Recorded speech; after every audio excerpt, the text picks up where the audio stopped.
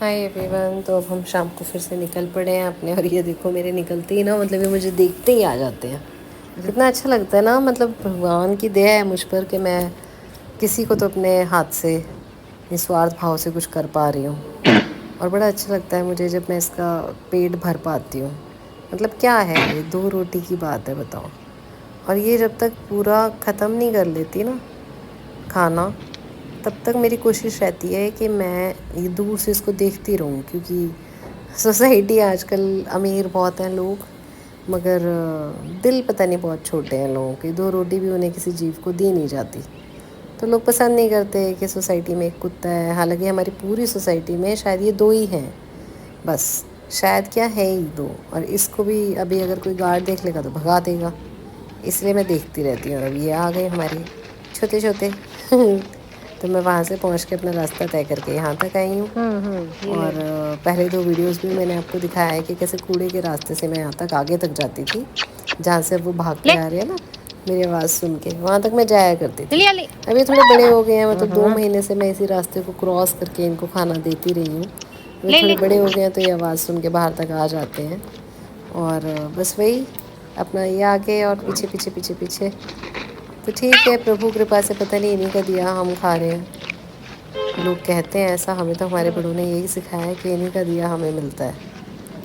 तो ठीक है, अगर हमारे हाथ से जो छूट पाए इनके लिए, बेजुबानों के लिए, शायद भगवान कहीं ना कहीं, देखो गलतियां हमसे होती हैं, हो सकता है उनको भगवान माफ़ करता ये हो ले। कि हम कुछ अच्छे कर्म कर रहे हैं। और ये भी आ गई है तो मैं आपको बता रही थी ना कि 2 ही ये है, ले एक तुझे हो वहाँ गया। थी जहाँ जिसको मैंने रोटी दी थी, और अब एक ये है। तो बस हाँ, सोसाइटी अलाउ नहीं करती अब तो, भी बिल्कुल सोसाइटी के बाहर आके इनको खाना देती हूँ मैं। देखो कब तक ये भगवान मौका देता है मुझे इनके साथ। अभी थोड़े बड़े हो गए हैं तो चलो बाहर तक आ जाते हैं, आगे आगे सर्दियाँ आ जाएंगी। बड़ा अच्छा लगता है मुझे इनको देख के ना। अब मैं थोड़ी देर आपसे बातें करूँगी और ये दोनों अपनी मस्ती करेंगे। आज का दिन भी अच्छा ही था। तो आज मैंने एक रील अभी डाली है दोपहर को, और उस रील में मैंने बात जो पहुंचाने की कोशिश करी थी वो ये थी कि स्कूल जब आप एज पेरेंट्स, जब हम एज पेरेंट्स अपने बच्चों के लिए स्कूल देखते हैं, तो हम, मेरे ख्याल से सबसे पहली नज़र हमारी जाती है बिल्डिंग पे, जो कि एक बहुत ज़रूरी फैक्टर है। बिल्डिंग तो होनी ही चाहिए किसी स्कूल की, है ना। फिर हम आजकल की फैसिलिटीज़ की बात करते हैं कि एसी होना चाहिए, आपके पास लैब्स हों, म्यूज़िक रूम, डांस रूम। फिर हम थोड़ी शोशा पे भी जाते हैं कि भाई बड़े अच्छे कॉरिडोर्स थे, स्विमिंग पूल था, मिड डे मील दे रहे हैं, बिल्कुल 5 स्टार होटल की तरह आपकी लॉबी एरिया है, एंड वॉशरूम्स हैं। ठीक है, ये सब चीज़ें हमें ल्योर तो करती हैं, अट्रैक्ट करती हैं, एंड वी फाइंड कि भाई एक अच्छे स्कूल की शायद ये सब निशानियाँ हैं। बट मुझे लगता है कि टीचर्स, पढ़ाने वाले कैसे हैं। क्योंकि बेशक इंटरनेट कितना भी हो गया है, बच्चे के आगे कितने भी रिसोर्सेज रख दो आप, उसको पढ़ाना और अच्छी आदतें डालना, डिसिप्लिन सिस्टम में रहना सिखाना, ये सब टीचर्स ही कर सकती हैं। ये सब स्कूल का इंफ्रास्ट्रक्चर नहीं कर सकता, है ना। क्योंकि एसी ना भी हो, लेकिन टीचर्स ना भी हो तो स्कूल नहीं चल सकता, ये मेरा मानना है। अब हम कई बार सोचते हैं कि भाई हम तो एज पेरेंट्स बड़ी फ़ीस दे रहे हैं, और सच बात है आजकल बहुत फ़ीस है। स्कूल्स में पढ़ाने का खर्चा बहुत ज़्यादा है। मतलब मैं, हमारी तो शायद पूरे कॉलेज की फ़ीस इतनी नहीं गई जो आजकल एक बच्चे की स्कूल की फ़ीस जाती है। खैर जो भी है, अब उस फीस में देखो, पेरेंट्स को तो नहीं पता होता ना कि टीचरों को कितनी तनख्वाह दे रहे हैं। लेकिन ये ज़रूरी है, मुझे लगता है बहुत ज़रूरी है कि हम किसी भी स्कूल में अगर एडमिशन कराने जा रहे हैं तो हम इस बात का सर्वे करें कि स्टाफ कितना पुराना है। स्टाफ जितना पुराना होगा, या जितना स्टैटिक स्टाफ होगा, एक ना स्टेबिलिटी स्टाफ की, मुझे लगता है एक बहुत बड़ा इंडिकेशन होता है कि स्कूल स्मूथ चल रहा है या नहीं। क्योंकि जिस स्कूल में teachers every now and then छोड़ रही हैं, और जिस स्कूल में ये चेंजिंग रेशो बहुत ज़्यादा है कि कोई टीचर टिकता ही नहीं है, तो आप सोचो ना उस स्कूल में पढ़ाई कैसे आप एक्सपेक्ट कर सकते हो। क्योंकि बच्चों को भी तो टाइम लगता है ना।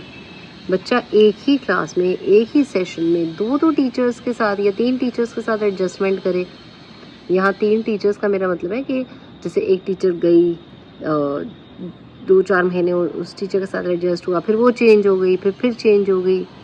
या कई बार स्कूल्स क्या होता है, इंटरनल चीज़ें हमें पता नहीं चलती कि स्कूल के सेक्शंस में बच्चे बहुत सारे हैं और टीचर ही नहीं है इनके पास, ये भी ऐसा भी होता है। तो मुझे लगता है ये सब फैक्टर बड़े इम्पॉर्टेंट हैं और ये सब फैक्टर हमें देखने चाहिए कि स्कूल कैसे चुना जाए, हमारे बच्चों के लिए स्कूल कैसे चुना जाए, क्योंकि आप ज़िंदगी के 12 साल एक बच्चा वहीं बिताएगा, 1st to 12th। It is not a small part of life, it's very important part. इसीलिए आई थिंक स्कूल्स को चूज़ करने के क्राइटेरिया में टीचर्स कैसी हैं, कितना स्टेबल है, क्या क्वालिफ़िकेशंस रखी जाती है, ये बड़ा ज़रूरी है। क्योंकि देखो, जहाँ भी क्वालिफाइड और एक्सपीरियंस स्टाफ होगा ऑब्वियसली वो सैलरी तो डिमांड करेगा ही ना। है, अब हम आपको रूटीन दिखाते हैं हमारी शाम का कि क्या हो रहा है। अभी अपनी मस्ती कर रहे हैं दोनों, ये मेरी लाडो है और ये मेरा स्कूबी है। और ये ठीक है, बच्चों के लिए बड़ा ज़रूरी है कि बच्चे आपके सामने, फैमिली के सामने खेलें। बाकी मुझे बड़ा अच्छा लगेगा कि अगर आप कमेंट्स करें, मतलब एक रूटीन सा हो रहा है, अब मैं डेवलप कर रही हूँ और मुझे लगता है कि हाँ, एक ऐसी इनफॉर्मल बातचीत बड़ी ज़रूरी है, क्योंकि सब कुछ रीलों पे नहीं हो पाता। कई बार रीलें वो बात नहीं बता पाती जो हम एक्चुअल कहना चाहते हैं। रील तो बस एक आइडिया है, एक सिस्टम है कि मैं आप तक आइडिया पहुंचा सकूं कि क्या आइडिया है मेरे माइंड का, या क्या प्रिवेलिंग सिचुएशन चल रही है एक्चुअली। इसलिए बातचीत बड़ी ज़रूरी है। तो आपके कमेंट्स का इंतज़ार रहेगा। और शाम वही है, हमारी सेलिब्रिटी तो है नहीं हम कोई कि हमने कहीं अपॉइंटमेंट होती है या कुछ और, तो शोशा वाली लाइफ तो है नहीं भाई आपकी टीचर की। एक सिंपल सी लाइफ है, अपना घर, परिवार, बच्चे, और ऐसे ये हमारे घर है यहाँ पे, एंड थोड़ी देर में शाम के काम, रात, फिर सुबह उठ के स्कूल।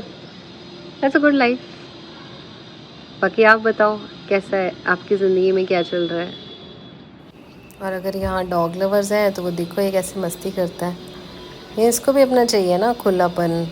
अब आजकल वो तो रहा नहीं है कि गांव में बगड़ या कुछ, अब ये घास पे अपनी मस्ती कर रहा होता है, लेट रहा होता है। नेचर सबको चाहिए, है ना, close to nature. Nature is a natural healer to अस।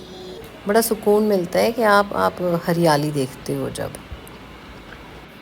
और ये खेल रहे हैं दोनों, ये भी हमारे फैमिली मेम्बर है, तो ये हमारे घर का हिस्सा है। और ये मस्ती कर रहा होता है शोना के साथ, और इनका फन टाइम चले जा रहा है। एंड आई एम श्योर जो डॉग लवर्स होते हैं ना, उनको ये सब देखने में बड़ा मज़ा आता है ना, बच्चों को। और बच्चों को खुश देखना तो अपने आप में एक राहत है कि हमारे बच्चे खुश हैं, हेल्दी हैं, खेल रहे हैं। That self is so good. तो बस अब हम शाम का रूटीन हमारा बाहर रहने का तो ओवर हो रहा है, अब हम बस घर जाएंगे। इन्होंने बहुत मस्ती करी ली है दोनों ने, और बस स्कूबी भी अब थक ही गया है, सो आ गया है वो वापस, और गुड़िया भी मेरी आई रही है। ओके, फिर मिलेंगे। Good bye.